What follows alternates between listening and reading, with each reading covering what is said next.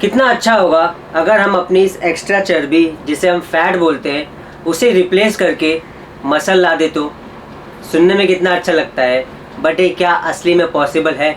तो मेरा जवाब होगा यस, हम ये कर सकते हैं।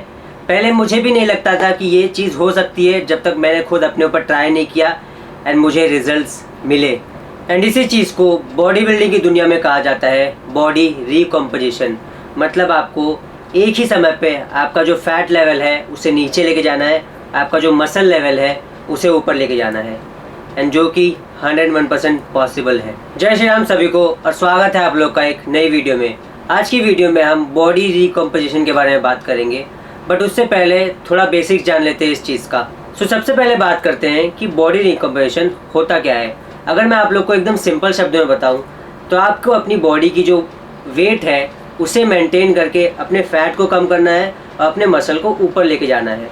मतलब अगर मैं 57 kg का हूँ और मैं इस समय चर्बी वाला बंदा हूँ, मतलब मेरे में बहुत सारी चर्बी है, तो मुझे वो 57 kg का वेट मेंटेन करके अपने फैट को कम करना होगा, अपने जो मसल लेवल है बॉडी के उन्हें बढ़ाना होगा, जिससे मेरा वेट जो है वो सेम रहे, बस मैं और मस्कुलर बन जाऊँ और मेरा जो फैट है वो कम हो जाए। इस वीडियो को हम 3 पार्ट्स में डिवाइड करेंगे: वर्कआउट, न्यूट्रिशन एंड रेस्ट। अब इस बॉडी रिकॉम्प के लिए आपका जो सबसे इम्पोर्टेंट पार्ट है वो है आपका न्यूट्रिशन, क्योंकि वर्कआउट और रेस्ट तो मैं बाद में बताऊंगा जो कि इम्पोर्टेंट है, बट न्यूट्रिशन सबसे ज़्यादा इम्पोर्टेंट है आपकी बॉडी का फैट लेवल कम करने के लिए और साथ ही साथ मसल को बढ़ाने के लिए। एकदम बेसिक से बात करते हैं कि अगर आपको अपनी बॉडी का फैट लेवल कम करना है तो आपको क्या चाहिए? Calorie deficit. And on the other hand अगर आपको अपनी बॉडी का मसल मास बढ़ाना है तो आपको क्या चाहिए? Protein level. अब इन्हीं दो चीज़ों से हम खेलेंगे। तो अब मान लेते हैं कि मैं एक 70 kg का बंदा हूँ जिससे अपनी जो बॉडी का फैट है वो कम करना है, मतलब चर्बी घलानी है। अब इसके लिए मुझे 2 चीज़ें मालूम होनी चाहिए। सबसे पहला तो मेरी मेंटेनेंस कैलोरी कितनी है, और दूसरा मुझे उसमें से कितना डेफिसिट खाना है जिससे मेरी चर्बी कम हो। अब अपना मेंटेनेंस कैलोरी जानना कोई रॉकेट साइंस नहीं है। ऑनलाइन में बहुत सारे कैलोरी कैलकुलेटर्स आ जाते हैं, उसमें बस आपको अपना इन्फॉर्मेशन जो भी वो मांगता है डालना होता है और वो आपको आपका एक मेंटेनेंस कैलोरी के हिसाब से एक रफ फिगर बता देगा।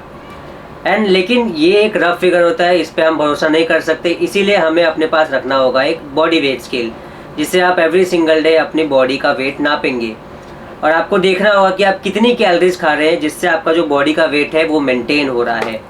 एंड अब आते हैं सेकेंड चीज़ पे, कैलोरी डेफिसिट। अगर मुझे सिर्फ और सिर्फ अपना जो बॉडी का चर्बी है कम करना होगा तो मुझे कैलोरी डेफिसिट में खाना होगा बिना कोई भी चेंजेस किए। But on the other hand अगर मुझे बॉडी रिकम्पोजिशन करनी है, मतलब मुझे अपनी चर्बी भी कम करनी है, अपना जो वेट मतलब जो मसल मास है उसे भी बढ़ाना है बिना अपना जो बॉडी का वेट है उसे हैम्पर किए, तो इसके लिए हम सिर्फ और सिर्फ अपनी जो पूरी मेंटेनेंस कैलोरी है उसमें से 100 या 200 बस इतनी ही कैलोरीज को डेफिसिट करेंगे, मतलब माइनस करेंगे। फॉर सपोज अगर मेरी 2000 की मेंटेनेंस कैलोरी आ रही है तो मैं उसमें से 1800 कैलोरी या 1900 कैलोरी ही कंज्यूम करूँगा, उससे नीचे नहीं जाऊँगा। अब इससे पहले हमने ये तो जान लिया कि हमें कितनी कैलोरीज डेफिसिट करनी है। अगर आपका मेंटेनेंस कैलोरी 2000 आता है तो आपको सिर्फ और सिर्फ उसमें से 100 या 200 की ही डेफिसिट दानी है, उससे ज़्यादा नहीं एक बार में। अब आते हैं हमारे नेक्स्ट पार्ट पे जो है हमारा मैक्रोन्यूट्रिएंट्स। अब हर किसी को पता है कि हमारी बॉडी को चाहिए होती है 3 चीज़ें: प्रोटीन, फैट्स एंड कार्ब्स। अगर आप एक नॉर्मल डेफिसिट मतलब नॉर्मल फैट लॉस कर रहे हैं तो ये चीज़ उतनी आपको हैम्पर नहीं करेगी। बट आप अगर बॉडी रिकॉम्प कर रहे हैं, मतलब आप अपना फैट भी एक साथ कम कर रहे हैं और मसल को भी बढ़ा रहे हैं, तो ये ही चीज़ आपकी गेम चेंजर है जो पूरा गेम बदल देगी, जैसे RCB और पंजाब का गेम। अब बॉडी रिकम्पोजिशन का बहुत ही सिंपल रूल है कि आप कार्ब्स और फैट्स कितना खा रहे हैं उससे ज़्यादा फ़र्क नहीं पड़ेगा, बट आप प्रोटीन कितना खा रहे हैं उससे बिल्कुल ही फ़र्क पड़ेगा, क्योंकि जो आपकी जो मसल ग्रोथ होने वाली है वो प्रोटीन खाने से ही होगी।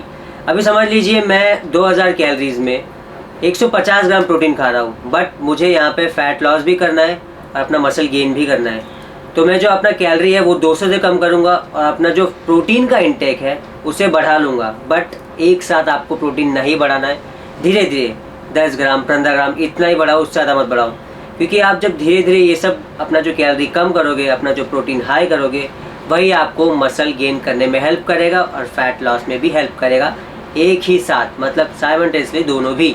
अब इस चीज़ को भी एक एग्जांपल समझ लेते हैं सपोज़ करना है कि मैं 1800 कैलोरी खा रहा हूँ, मेरा जो प्रोटीन इनटेक था वो 150 था, जो मेरा कार्ब्स था वो 250 था, एंड जो मेरा फैट्स था वो 50 था।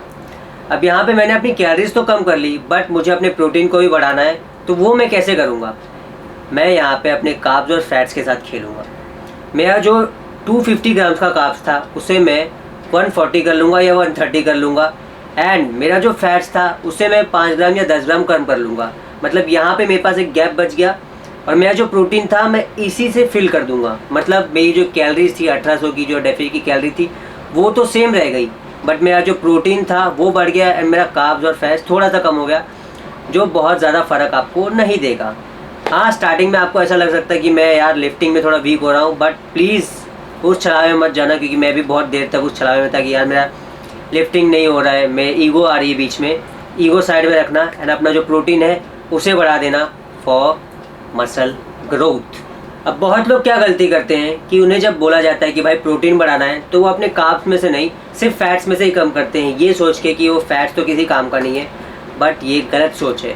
आपका जो बॉडी का हार्मोन लेवल है वो आपका हेल्दी फैट्स ही डिसाइड करता है, आपका टेस्टोस्टेरोन लेवल भी आपके फैट से ही रिलेटेड है पूरा। तो प्लीज़ जब मैं बोलूँ कि आपको कार्ब्स और फैट्स में से कम करना है, तो कार्ब्स और फैट्स में से ही कम करना, पूरा का पूरा फैट्स में से कम मत करना। एंड एक और गलती जो बहुत सारे लोग करते हैं वो है मंचिंग या स्नैकिंग। अब मैं कैलोरी डेफिसिट में जा चुका हूँ, मैं पूरा का पूरा टाइम भूखा रहूँगा, मतलब हंगर लेवल तो मेरी एकदम छपरा फाड़ रहेगी। यहीं पे मैं बहुत बड़ी गलती कर सकता हूँ। जब आसपास लोग मेरे खा रहे हैं, मैं उनके साथ बोल देता हूँ कि हाँ चल एक बाइट खा लेता हूँ, और उसके बाद रुक ही नहीं पाता।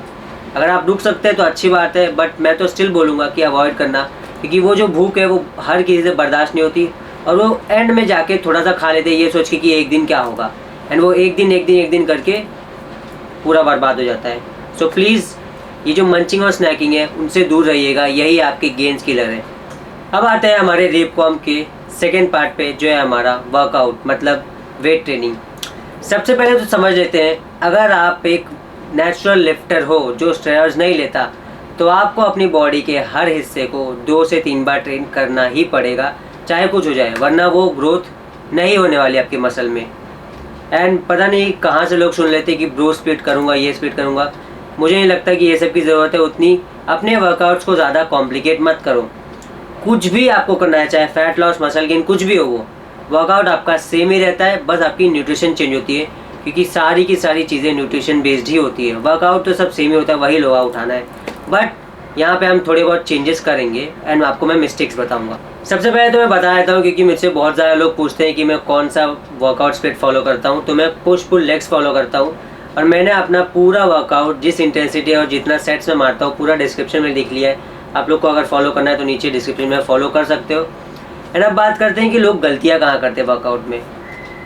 लोग सबसे बड़ी गलती पता है क्या करते हैं, कि जैसे ही वो कैलोरी डेफिसिट में जाते हैं वो अपने वेट्स को कम कर देते हैं। फॉर सपोज़ मैं 2000 कैलोरीज खाया था, मेरा वेट था 60, अब मैं 1800 खा रहा हूँ, मेरा 1 किलो कम हो गया है। तो ऑब्वियसली मैं सेम इंटेंसिटी के साथ उतने ज़्यादा वेट्स नहीं उठा सकता। तो लोग क्या करेंगे, 50 किलो से 45 पे चले जाएंगे। यहाँ पे ये सबसे बड़ी गलती है। रैप्स के पीछे मत भागो। मुझे नहीं लगता कि रैप्स आपको बहुत ज़्यादा वो करना चाहिए। अगर आपके 8 से 10 रैप आ रहे हैं तो सफिशिएंट है आपके मसल ग्रोथ को प्रमोट करने के लिए। एंड अगर आप पहले 50 किलो से 10 रैप मार पाते थे, बट आप 50 किलो से 8 रैप मार पा रहे हो ड्यू टू डेफिसिट, तो मुझे लगता है वो आपको कंटिन्यू रखना चाहिए, आपको 45 पे नहीं जाना चाहिए। तो लोग क्या करते हैं, 45 पे जाएंगे और 12 रैप मारेंगे, बेकार, वो सेट आपका बर्बाद चला गया है। मेरे हिसाब से आपको वेट नहीं कम करना है, अगर 8 रैप जा रहा है तो 8 ही मारो, क्योंकि मेरे हिसाब से सारा गेम फेलियर का है। फेलियर तक आपको अपनी बॉडी को पुश करना है। एंड मैंने देखा है ये चीज़ बहुत कम लोग बोलते हैं कि अगर आपको मसल गेन करनी है तो आपको अपने कंपाउंड मूवमेंट पे ध्यान देना होगा, बट मैं ये गलती नहीं करने वाला। अगर आपको अपनी मसल को ग्रोथ करना है तो आपको कंपाउंड मूवमेंट पे 101% ध्यान देना ही होगा। फिर डेडलिफ्ट हो गया, स्क्वाट्स हो गया, मिलिट्री प्रेसेस हो गया, बेंच प्रेसेस हो गए, ये सब जो वर्कआउट है वो बहुत ही ज़्यादा इफेक्टिव है। आई नो मशीन्स पे लोगों को ज़्यादा मज़ा आता है, इंजरी प्रोन रहती है, मतलब इंजरी से बचने के लिए मशीन बहुत अच्छी है, मैं फुल्ली एग्री करता हूँ। बट मेरे ख्याल से अगर आप ये जो कंपाउंड लिफ्ट है उन्हें ज़्यादा मारेंगे तो ये आपकी मसल ग्रोथ को ज़्यादा प्रमोट करेगी रेदर देन मशीन। मशीन्स अच्छी लगती है मेरे को, ऑब्वियसली मैं खुद यूज़ करता हूँ, बट कंपाउंड लिफ्ट में आपका एक साथ ज़्यादा मसल ट्रेन होता है, जिससे आपकी जो इंटेंसिटी है वर्कआउट की वो बहुत ज़्यादा बढ़ जाती है कंपेयर टू मशीन्स, जो कि मशीन्स भी अच्छी है। सो अब आते हैं हमारे वीडियो के लास्ट और थर्ड पार्ट पे, जो है हमारा रेस्ट। तो सबसे पहले बात करते हैं इन बिटवीन वर्कआउट रेस्ट की। मैंने जिम्स में बहुत सारे लोगों को देखा है कि भाई अगर उन्हें ज़्यादा फटीग नहीं फील होती तो वो रेस्ट नहीं लेते और दूसरा सेट कंटिन्यू कर लेते हैं। फॉर सपोज़ मैंने ही एक बार पता है क्या किया था, मैंने 45 का डंबल मारा, मुझे उतना फटीग नहीं लगा, तो मैंने जस्ट बिकॉज कोई और टेबल या मतलब बेंच ना ले ले, सेकेंड रेप मारा, मतलब सेकेंड सेट मारा सेम डंबल से, बट मेरे उससे 4 रेप पूरे कम गए। क्यों? क्योंकि जस्ट बिकॉज मेरे को लगा कि फटीग नहीं है। ऐसा नहीं कि मेरी मसल फटीग नहीं है, वो होती है बट हमें थोड़ा लगता कम है। ऑन दी अदर हैंड अगर मैं थोड़ा रेस्ट लेके, मतलब अगर हम लोग 3 लोग मार रहे हैं, पहले मैंने मारा, फिर चंदन ने, फिर स्वप्निल ने, फिर मैंने मारा, तो मैं वेल परफॉर्म कर सकता हूँ उसी डंबल के साथ। मतलब मैंने अगर पहले 10 मारा तो मैं 11 मार लेता हूँ। क्यों? क्योंकि मेरी बॉडी को अच्छा खासा रेस्ट मिल गया। बट अगर मैं नंबर्स की बात करूँ, मतलब कितना मिनट रेस्ट करना चाहिए, तो मेरे ख्याल से 1 से 2 मिनट का जो रेस्ट आपको बिल्कुल लेना ही लेना चाहिए, जिससे आप अपना अच्छा खासा वेट लिफ्ट कर पाए एंड आपको ये नहीं लगा कि यार मैं भले ही फटीग नहीं फील कर रहा बट मेरे को करना है। तो ऐसा मत करो बिल्कुल भी। अच्छा खासा रेस्ट लो, तगड़ा वेट करो। एंड अब बात करते हैं ओवरऑल रेस्ट के ऊपर। अब हर किसी को मालूम है कि आपको हफ्ते में 5 से 6 दिन ट्रेन करना है और उसके बाद रेस्ट लेना है। मैं इस चीज़ के अगेंस्ट भी हूँ और मैं बहुत ज़्यादा सहमत भी हूँ। अब देखो, हर किसी का ऐसा नहीं होता है कि भाई पूरा 6 के 6 दिन ट्रेन करें और संडे को रेस्ट ले। आप एक काम कर सकते हो कि आपने 3 दिन ट्रेन किया, रेस्ट लो, फिर वापस से 3 दिन ट्रेन करो, फिर रेस्ट लो। ये एक बहुत ही सही अप्रोच है। बट अगर आपको लगता है कि यार मेरे को ऐसा करना नहीं चाहिए, तो आप पूरा 6 दिन ट्रेन करो, फिर रेस्ट लो। बट आपको रेस्ट कैसा लेना है? क्या आपने कभी एक्टिव रेस्ट डे के बारे में सुना है? मैं आप लोगों को बता देता हूँ। अगर आप एक्टिव रेस्ट डे ले रहे हो तो आप एक्स्ट्रा कैलोरीज बर्न कर सकते हो। वो कैसे? एक्टिव रेस्ट डे मेरे लिए क्या है कि भाई मैं वॉक करने चला जाता हूँ, क्योंकि मेरे को पूरा टाइम ऐसे घर पे पड़े रहना अच्छा नहीं लगता।